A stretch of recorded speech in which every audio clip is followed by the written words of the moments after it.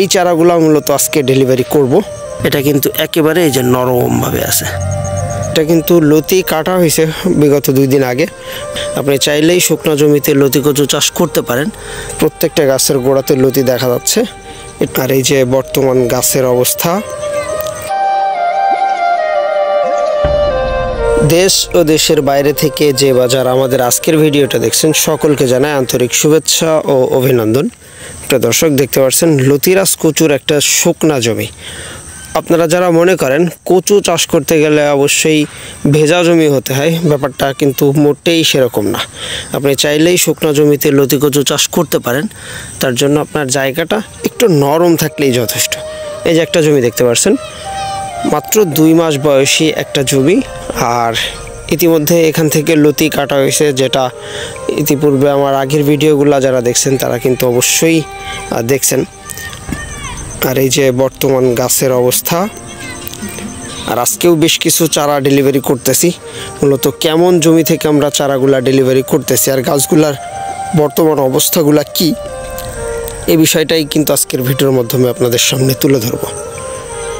এই যে দেখতে পাচ্ছেন প্রত্যেকটা গাছের গোড়াতে লতি দেখা যাচ্ছে। এটা কিন্তু লতি কাটা হয়েছে বিগত 2 দিন আগে।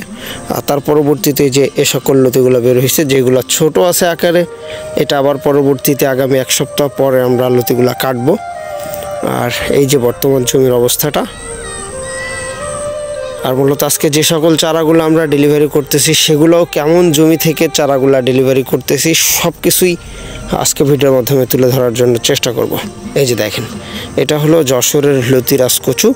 মূলত যশোরের লতিরাজ কচুটা যদি চাষ করতে হয়, আপনাকে প্রথমে যে বিষয়টা খেয়াল রাখতে হবে সেটা হলো এরকম একটা জমি নির্বাচন করতে হবে যে জমিটাতে আপনি চাইলেই শুকনো করতে পারেন, আবার আপনি চাইলেই জমিটা নরম রাখতে পারেন। সাধারণত এর একটা গাছ একটানা 8 থেকে 10 মাস পর্যন্ত আপনাকে ফলন দিবে। আর একেবারেই শুরু লগ্নে থেকে, অর্থাৎ মাত্র 1.5 থেকে 2 মাসের ভিতরেই কিন্তু ফলনটা এরকম আসবে। প্রত্যেকটা গাছ থেকেই 2টা 3টা 4টা 5টা পর্যায়ক্রমে ধীরে ধীরে গাছের বয়সের সাথে লতির পরিমাণটাও বাড়বে।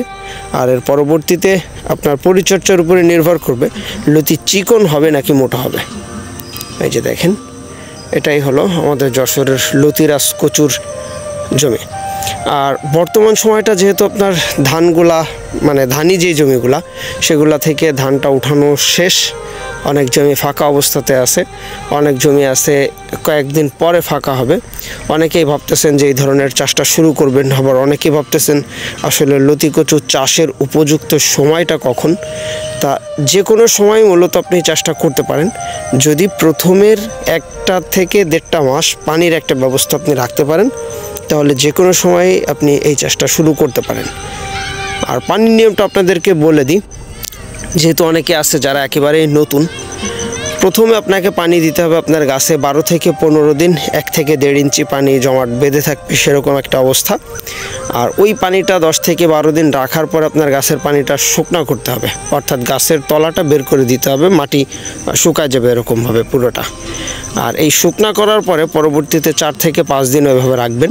তার পরবর্তীতে আবার পানি দিবেন, সেই পানিটাও ঠিক একইভাবে 10 থেকে 12 দিন আপনি রাখবেন। তারপরে আবার একটু শুকাই দিবেন, ওই টাইমে শুকাইতে হবে মাত্র 3 থেকে 4 দিন। এই 3 থেকে 4 দিন যখন আপনি শুকাইলেন, পরবর্তীতে আর একবার পানি দিলেন, সেই পানিটাও যখন শুকাইলেন, অ্যাভারেজে আপনার 3টা সার্কেলের পানি দেওয়া মানে শুকাইতে প্লাস পানি দিতে এভারেজে গাছগুলার বয়স 1.5 থেকে 2 মাসের একটা ভিতরে চলে আসবে। তখন কিন্তু আপনার জমিটাও থাকবে এরকম, মানে একেবারে পানি বেঁধে থাকবে না, আবার শুকনা শক্ত অবস্থাতেও থাকবে না। দেখেন, আপনাদেরকে মাটি যদি একটু ধরে দেখাই তাহলে বোঝা যাবে এটা কিন্তু একেবারে এই যে নরমভাবে আছে। প্রত্যেকটা গাছের গোড়ার মাটিগুলারই একইভাবে আছে। আর মাটিগুলা ঠিক এভাবে নরম রেখে আপনি চাষ করতে পারেন। তার জন্য পানি জমাট বাঁধায় রাখার কোনো দরকার নাই। আপনি এইভাবেও কিন্তু লতি কচুটা চাষ করতে পারেন। একেবারে পরিষ্কার পরিচ্ছন্নভাবে আপনার জমিটা রাখবেন, তাহলে কিন্তু এখান থেকে আসলে ভালো কিছু করা সম্ভব। আর গাছ চারা রোপণ করবেন কিভাবে দেখেন, একটা গাছ থেকে অন্য গাছের যে দূরত্বটা এটা 1 হাত পরিমাণে দিতে হবে। আর এই যে একটা লাইন, আর এই লাইন থেকে পরবর্তী লাইনটা এইটার দূরত্ব দিতে হবে আপনাকে 1.5 হাত পরিমাণ। অর্থাৎ 27 ইঞ্চি বাই 18 ইঞ্চি এই দূরত্ব দিয়েই কিন্তু আপনি লতি কচুর চারাগুলো রোপণ করবেন। আর চারাগুলো আপনি কেমন জমি থেকে রোপণ করবেন এটা একটা মুখ্য বিষয়। এই যে দেখেন আমরা এই চারাগুলো মূলত আজকে ডেলিভারি করব, আর যে চারাগুলো কাটিংয়ের কাজ চলতেছে। আর এই যে ছোট বড় বা বেঁকা এইসব কোনো বিষয় না, আপনাকে চেষ্টা করতে হবে এরকম পুরাতন জমির চারাটা সংগ্রহ করার।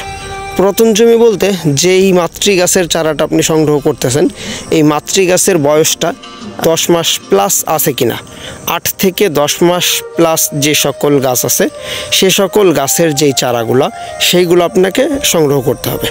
আর সেই চারা থেকেই কিন্তু মূলত আপনি 1.5 থেকে 2 মাসের ভিতরে ফলন পাবেন, যেটাই যে ভিডিওতে আপনারা দেখতে পারতেছেন আমাদের চারা কাটিংয়ের কাজ চলতেছে।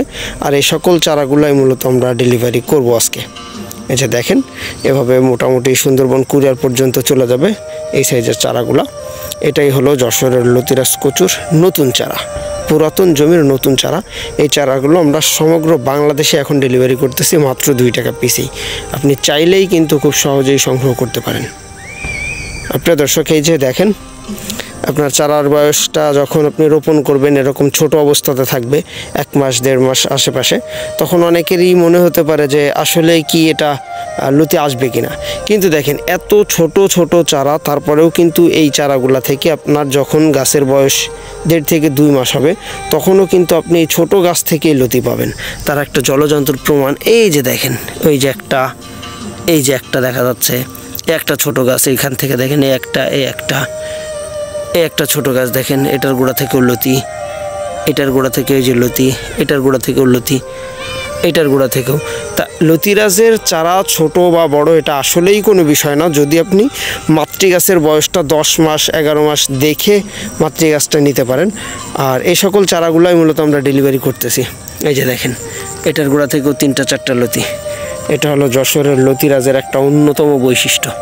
অবশ্যই আপনারা যারা এই চাষটা শুরু করতে যাচ্ছেন নির্দ্বিধায় আমাদের ভিডিও স্ক্রিনে দেওয়া নম্বরে যোগাযোগের মাধ্যমে আপনি এ সকল চারাটা সংগ্রহ করতে পারেন। সর্বোচ্চ 24 থেকে 48 ঘন্টার ভিতরে আমরা এই চারাগুলা সারা বাংলাদেশে ডেলিভারি করতেছি। সুতরাং আপনি যদি একজন নতুন চাষি হয়ে থাকেন বা কচু চাষের জন্য পরিকল্পনা করে থাকেন তাহলে এখনই আপনার জন্য উত্তম সময় হবে এ সকল চারাটা সংগ্রহ করার। তো প্রিয় দর্শক, এই ছিল মূলত আমাদের আজকের ভিডিওটা। দেখা হবে পরবর্তীতে আবার নতুন কোনো ভিডিওতে।